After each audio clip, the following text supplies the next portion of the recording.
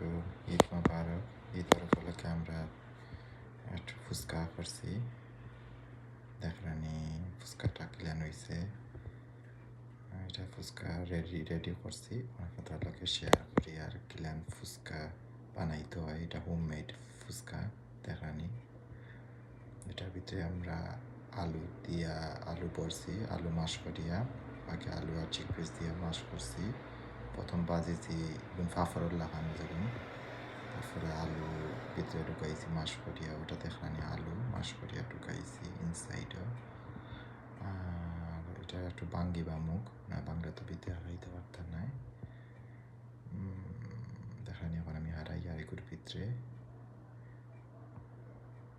একটু যাতে হারাইবা, যাতে আলু মাশ করা চিকপিস ইনসাইডও হারাইবা।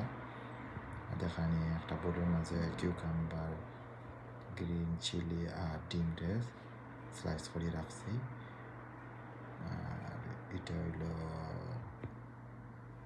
ডিম আর কিউকাম্বার, গ্রিন চিলি, এটা হইল তেঁতুলের রস, তেঁতুলে ভিজাইয়া রাখছি রস।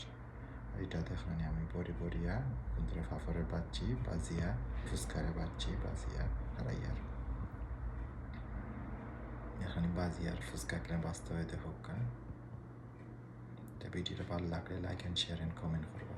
Thank you for